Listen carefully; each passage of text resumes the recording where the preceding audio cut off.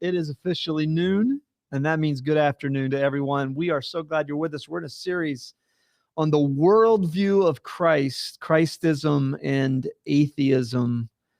And we're covering the light topic of evil today on Weekend Hangover.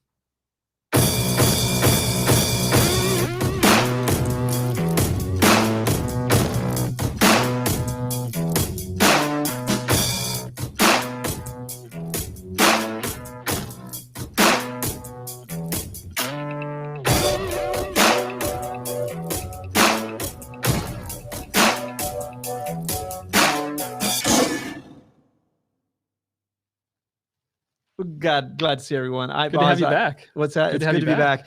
And, we were talking earlier, Revelation every weekend I got done and I was hungover, but this subject matter is so stimulating. I came home yesterday and I wasn't tired at all. And I find it really stimulating. Obviously it's not as an emotional topic. It's more intellectual. And I kind of like that we're doing a series that is 4 months of the intellectual discussion of this world. Christianity was first seen as a worldview, as a philosophy, not a religion. And then we're taking it a step further in this series and saying, well, there's a problem with Christianity as it is devolved. And that's why we've coined this new phrase, Christism.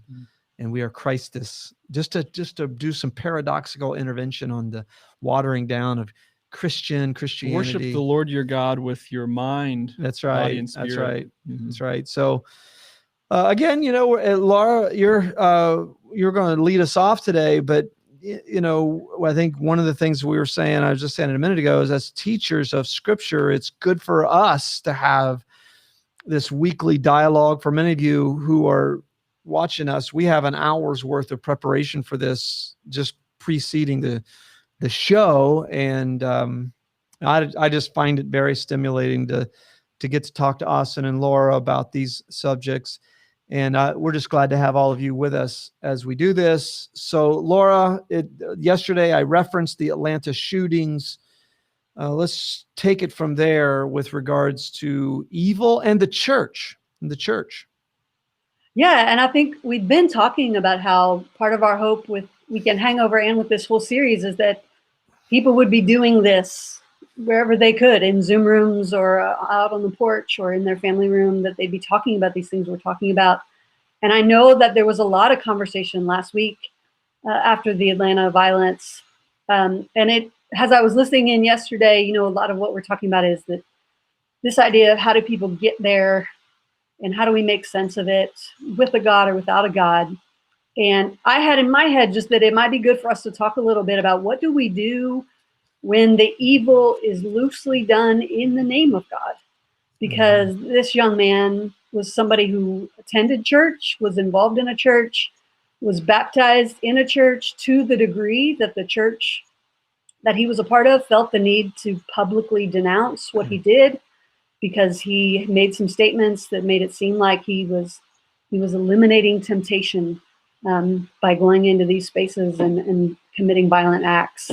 And so it just had me in my head that we have to also kind of reckon with what do we do when people do evil things and they do it in a messed up understanding of who God is. So I wanted to know what your response was. I have mine, but I'd love to hear your guys first. Yes, Oz, you start us on that, because this is a really important issue for anyone who's a part of a local by the Crusades. It's like, that's kind of the common one, but Christian violence, which has happened, which is, as you've said before, one of the great achievements of Christ is not overcoming those who oppose him, but overcoming those who come in his name. These and that we talked about this in Revelation. The anti-Christos, anti is a very significant theological word. Anti in the place of Christ, those who come in the place of Christ, but sound a little bit like him, look a little bit like him. And the worst expressions of this have been probably in the West more than any place else, as opposed to just a rebuttal against the Ottoman Empire or whatnot. But my heart and mind go to, at least in my practice and my theology, is that I believe there are certain things, there's discretion used in how we're following our Lord. And there are certain things we see in the gospel narratives that that's not our task.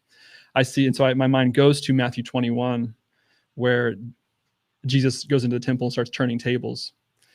That seems to me, and maybe I need to take more time on this, but at least for where I am now, that seems to me more of a Jesus job and more of a Lord job than a me job. I think he's executing prophecy there of Isaiah 56 and 7, Jeremiah chapter 7.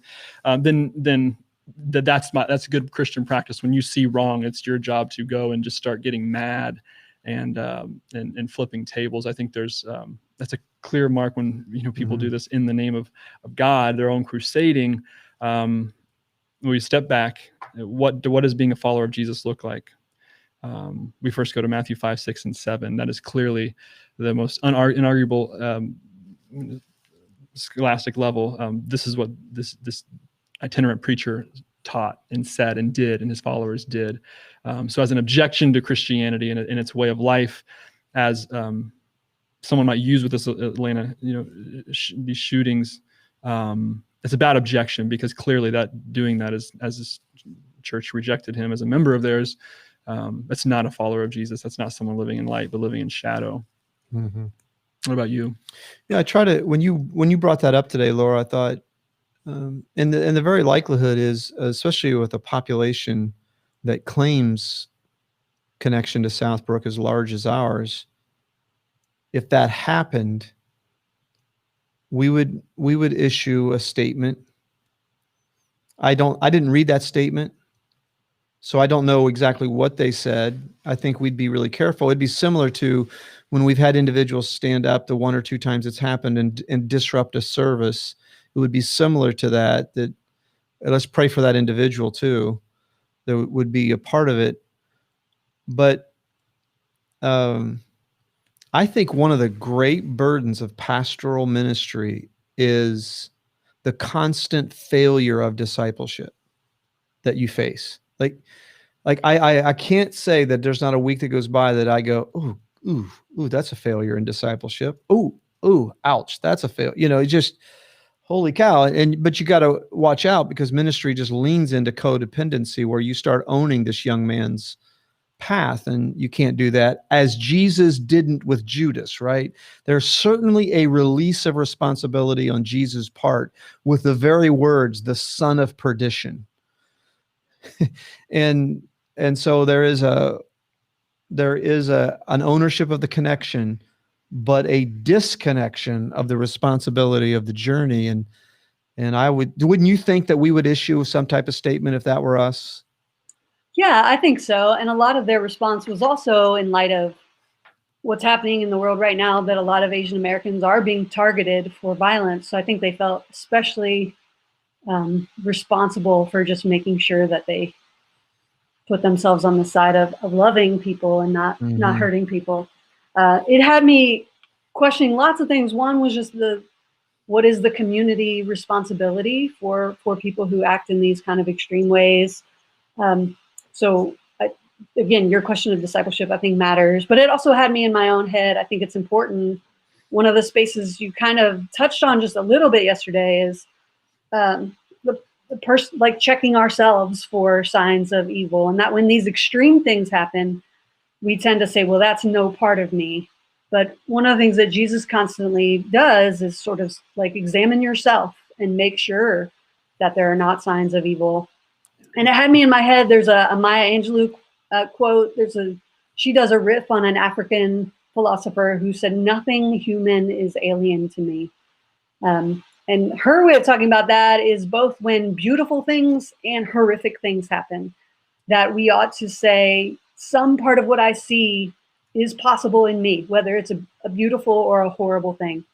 And so it had me in my head, and we talked about this a little bit, like just what it means to like leave room for God to check our hearts, like leave room for contemplation, so that we can make sure that no part of that hatred lives in us. So no part of that violence becomes a part of the way we move through the world. And I think when we talk about evil, we just have to start small with ourselves and to make sure that we're not living under the control of anything evil. Yeah, it's just, again, I touched on it briefly yesterday, but the potential to become the evil you abhor is so high when you go traipsing into it where angels dare to tread, right, without contemplation, without a real reservation of soul that says, I'm checking my ego. I'm checking my own personal inadequacies at the door because I'm trying to live out my Messiah complex. So many of us in ministry in particular have a Messiah complex. We're trying to validate our worth by saving the world from X, right? Whatever, fill in the blank, whatever your area of passion is, to fix the world. And it may seem like it's not important, but in an era where the intensity is ratcheted pretty high with fighting evil, do so with gentleness and respect. You have to pull that off. And I feel for the victims of the shooting on a level. I was really encouraged this morning. I don't know if you saw, there's over $1 million have been raised for the sons of the victims already, which is really cool.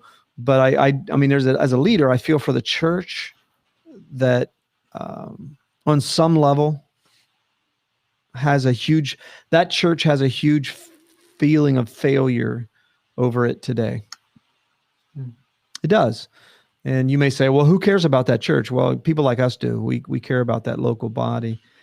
But yesterday we talked from there is no objective point of reference for what is good from an atheistic standpoint, but also, Laura, the reminder that does not mean that atheists are not moral people. As I said yesterday, that I've seen a number of atheists that I like better than some Christians that were more moral.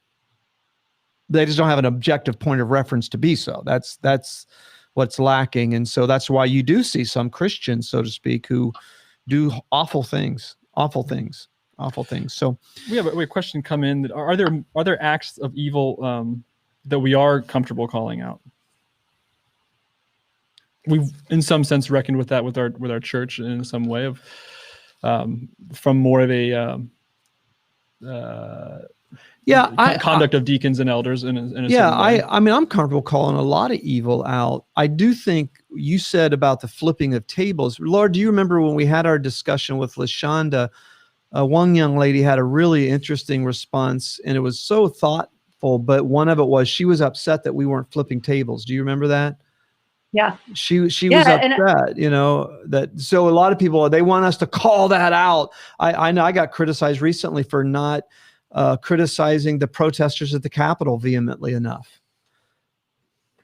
Yeah. So go ahead. Yeah. I was just going to say, we were talking about our conversation with Shonda earlier. One of the things I appreciate about what she said is that we also have to make sure when we're doing this calling out that we're doing that from a place of peace and grace, that we're doing the work, right? We can get so into and I think right now a lot of people's eyes are on justice and on making a better world. And a lot of us are working really hard and paying a lot of attention to things we haven't paid attention to in a long time. And one of the things that's come up with this racial reckoning is doing the work. And that that phrase is used a lot, but it's not just the social work. It's also the personal work, the work of personal reformation that has to happen. And so I also think, just directly to Jonathan's question about the acts that we call out, is that calling out leadership is different than calling out just the person who comes and attends. Mm-hmm. There are kind of levels of accountability, and there are levels of if the violation is public, then the condemnation needs to be public. If the violation is private, then maybe it needs to be a private confrontation. Yeah. I don't know if that works all the time, but I think that's one place to start. Well, 1 Timothy 5 sets up definitely a different way of handling the public denunciation of a leader that is not living with integrity, for sure. There's no question. Speaking of leaders, we did get another question, since we did spend some of our conversation on the Holocaust and Nazis. A family, December, and her husband Chad started talking about whether Hitler could be saved. That's a good Monday at noon question. Oh, wow. Who wants to give the right answer to that one? Yeah. I think there were at the very least, no matter what happens in such mysteries, that's not a pleasant conversation that I would like to have with our Lord. Mm-hmm. And I think someone should live in that fear and reverence. My first, to that kind of off that line is, if he can't be, can I? Mm-hmm. That's deep. I mean because that's why I suppose I don't like to articulate a measurement of the sufficiency of Christ's sacrifice and the achievement of his resurrection. Mm-hmm. I don't need to go near that at all. I just need to live into it by means of being very afraid of having a terrifying conversation with him one day, because of that which I wasn't obedient towards or actively set right with me and my pursuit of holiness. I think, and bearing his name and all that. I'd leave it at that. So going off of our last conversation or last topic there, Laura, of how does one, I think, and we talked about this a little bit before the show, how does one approach, both of you, obviously, the general biblical phrasing of hating what is evil, or God's disposition of hating what is evil? How does one go about that? How do you do that in light of, so if we're saying we can't turn tables and we're not, calling people out all the time, well, how do we go about that? How do we live in that, especially in the age of social justice? Well, so what Oz referencing is Romans 12:9. Hate what is evil, cling to what is good is the other side of that. So there's not just this defensive or this offensive momentum against evil. There is this offensive momentum to just embrace good. I think that's one thing that's really critical. I can hate leukemia because I can. That's pretty safe because everybody hates leukemia and what it does to children. When I get into areas, because I'm also clinging to what is good there, and that is love that children have who are in that situation, et cetera. But when I say I hate child abuse and those who traffic children, that gets a little more important, that I cling to what is good as I do that. And this goes back to our previous question, is as I'm doing that hating of trafficking of children, I have a higher call to cling to what is good, or I will become absorbed in the very evil I'm trying. A form of godliness, but denying its power. That's right. Having a form of God. And this is happening, right? This is happening in our country. Is it a great thing to be tolerant? It absolutely is a great thing to be tolerant, although we're called to much more than tolerance. But what people tend to do is become intolerant in their vehemence about tolerance. It is a great thing to let's live God's way. But people who become hateful and vengeful because other people don't live according to how they think is God's way, that it's missing the point. And I can't emphasize enough the trick so often of evil is you're a part of its agenda before you know it. You know it. And so evil things have been done in the name of Christ because of that, because we could justify it. Laura, your answer? I want to jump to you. We were going to kind of lean into trying to get to practical ways of how do we do that. And this is such a dumb illustration, but I am like a social justice driver. Like I see evil all the time when I'm driving. Like I see all the ways other people are bad at it. And so as a spiritual practice, I have tried to it sounds so silly, but I'll try to call out oh, that was a really safe thing that person just did. I almost have to, as a matter of my heart, look for the good so that I'm not just raging. Because I do think one thing is not just these good reckonings that we're seeing in the culture, but right now all our nervous systems are on edge. And so it becomes even more important for me to not just pay attention to what is frustrating and what is wrong and what is broken, but I have to and my own tendency is towards always seeing what's wrong. I have all the eyes for evil.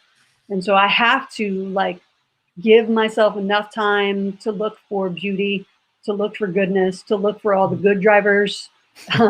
And to name it, I'll say in the car, oh, that was a good thing that person just did. And so as I'm driving, I am calling out the good around me as a way of bringing to life, hating what is evil, but clinging to what is good and saying it out loud. And it's been useful. Like, it started as sarcasm. Like, I started just trying to like say, when somebody would do something dumb in traffic, I'd be like, oh, that was a poor decision you just made. Because it was satisfying to me to not just like cuss, but to say it in a funny way. Uh-huh. And then it became like, oh, I need to teach my nervous system how to see good around me. And I think that has a million applications. It does. It's funny. Like I did yesterday, there are so many illustrations of the spiritual life in driving. Like it's just like literally when people, the first thing they do when they leave the church building is they get into a spiritual test.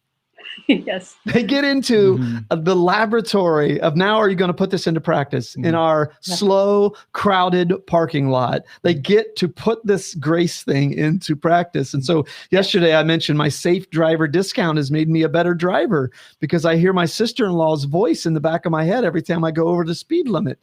And what you need to yell at people, Laura, is get your safe driver discount. That's what you need to do.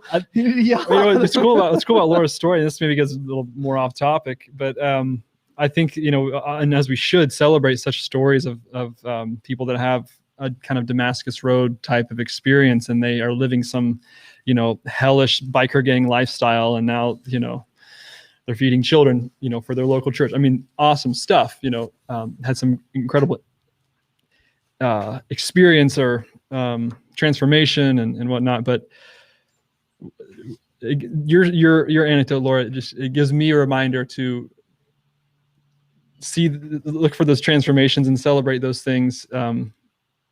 Formation of one's spirit, because they just don't yell a lot anymore. I mean, we don't celebrate those. That's not like a work of the Spirit, but oh my gosh, is it? The fact that you can, as the psalmist would say, have a festival of joy and thanksgiving while you're driving your car. Critical when you're engaged in a battle of good and evil. I mean, it really is. It is. Well, and honestly, like, as we're talking about the Asian American hatred and stuff like that, we were talking about how just saying stop hating is often not enough. And there's a guy who, I wish I could remember his name right now, but he has a book called My Grandmother's Hands. And it's actually about racism and the nervous system, and how what we need is more good encounters with other. That your body, the more you're in environments where you have good experiences with other kinds of people, your body will learn to not be afraid of others. That's right. And so that has me in my head about all kinds of things. But I think you can't just stop hating. You actually have to actively find ways to love. Yeah. When we wake up in the morning, spiritual formation I don't think this is a Christian notion. It's a human notion. You wake up in the morning, you're being spiritually formed. It's up to you into which direction you're going to be formed, I think is what I hear you saying there. It's going to happen either way. You can't just stop being formed bad or poorly. You need some new input, some new sustenance. One of the books I've been reading is Sanjay Gupta's book, Keep Sharp, How to Build a Healthy Brain into Old Age. And one of the things he talks about is just, again, we've said this, but neuroplasticity is more of a reality than we ever imagined, even in the most recent findings in the last few years. And every day your brain is being surgically altered based on your actions and then your reactions. You are saying, I want this pathway to continue and go stronger, or I want this pathway to go away. And when your brain literally will perform that self-surgery. So Laura, what you're saying about, every time someone cuts you off in traffic, you call out that evil with an emotional vehemence that is prophetic in nature. You're telling your brain, hey, just stay amped. Let's stay amped. Let's look out for all those evil drivers out there and call them on it, and that's our culture. We have no understanding of how we're actually telling our brains, be this way. Naturally, your amygdala is on high alert. Be this way. That's why you can't take out spiritual formation from how you think. You can't separate those, because it's the root in the tree.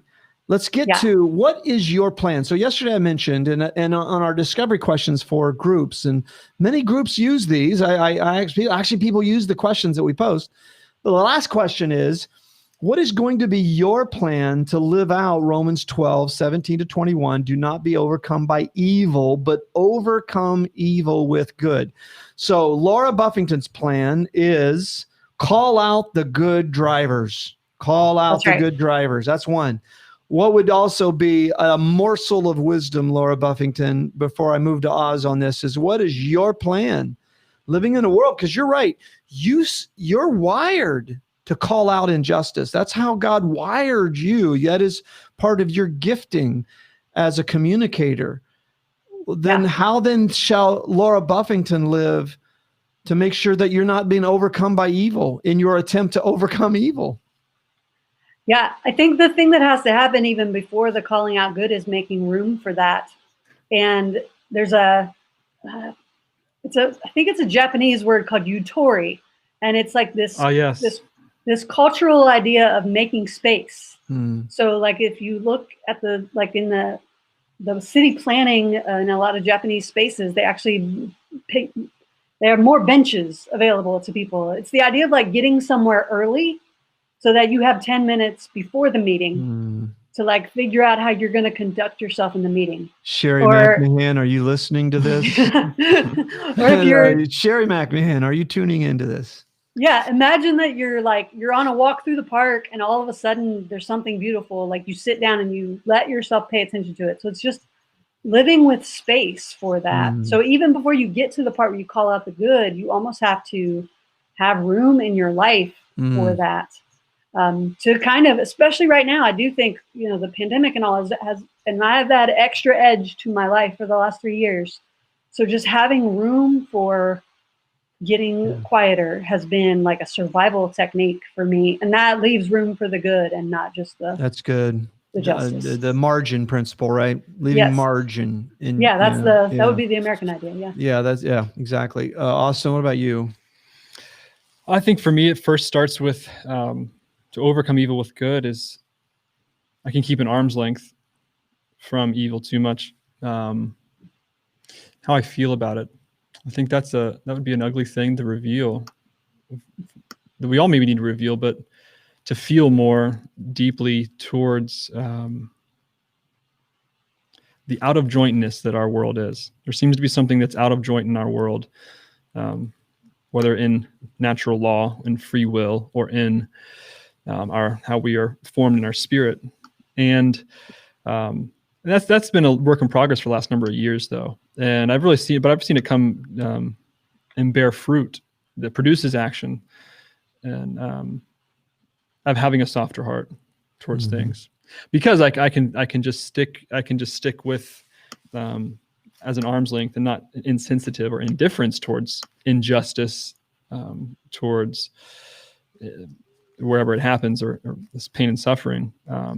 But being in the pasture, the work will kill you unless you really have a passion and a heart for it. And, it does, break you down, and then you do hurt to where you need to do something out of it. You have to set something right. So that's how I've been practicing it. I don't know if there's any new way I need to, other than to keep pursuing a new covenant heart, not an old covenant one. It's a soft heart, a heart of flesh, not of stone. Because I think that's where, for me, our culture's in this battle of moral inference versus moral obligation. We believe in moral obligation, and when you can accept the morals that one is obligated to live by, you live in a routine in that. And when I live in a routine in that, that's when sanctification happens. That's when I'm edifying, as you said. I don't just have to love my wife in this way. I want to, or love people in this way. And so I'm obligated by the law I live by, the worldview I live by, to love people and for my heart to break over their hardship. The more I can prayerfully accept that, is the more I move into being edified, mortifying what's wrong, edifying what's good. And I live out. I don't have to think before you act and care for someone and serve someone. You're a fireman running into a burning building. That's good. What about you? What are you going to do? Well, I've been focusing lately on pray for your enemies. And that's one practical thing every listener can do today. Think of your enemies and pray for them, because it really searches out your heart when you do that. And then if you can heap burning coals on their head, which is a practical way to help them, and do it anonymously, Hmm.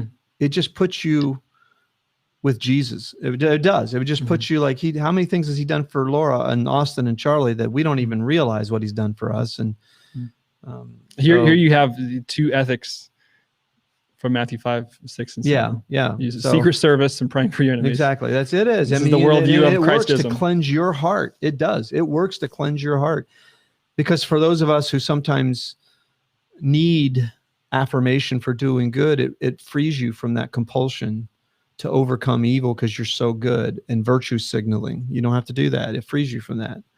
So there's 3 people in particular that I'm praying for right now, and I'm not going to tell you who. But I'm praying for them just because I need to.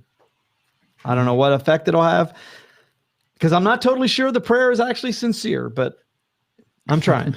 It's like humility. You should get credit for trying. Either you're not. Laura, give us real quick. In the last, we have about a minute or two. I want to, so this series they're all independent. You could hear one message in this series and it stands on its own. But on the other hand, there's also a thread that runs through. So this week we get to, what are humans? Are we just robots? Are we just molecules that are the byproduct of time and chance? Or are we divine image-bearing creations, and all men and women and children are created equal and down by their creator with certain inalienable rights? And that should be self-evident. So tell us this weekend what's coming up. Well, you actually spoiled it, because we are robots. That is the answer. Oh man, iRobot. iRobot, which is an underrated movie, by the way. iRobot. Yeah. We're actually gonna we're gonna get weird this weekend, to be honest. We're working on trying to turn it into a whole hour-long experience of just celebrating all the stories in the Bible of people being human. Right? And how bizarre is it that God didn't give us 10 bullet points in the sky, but gave us this long rambling story of people killing each other and burying each other and grieving each other and helping each other, and God just gave us a human story. So we're just going to celebrate that. Cool. And just kind of keep company with the humans of the Bible this weekend. So hopefully it'll give us just kind of another way to sit with God.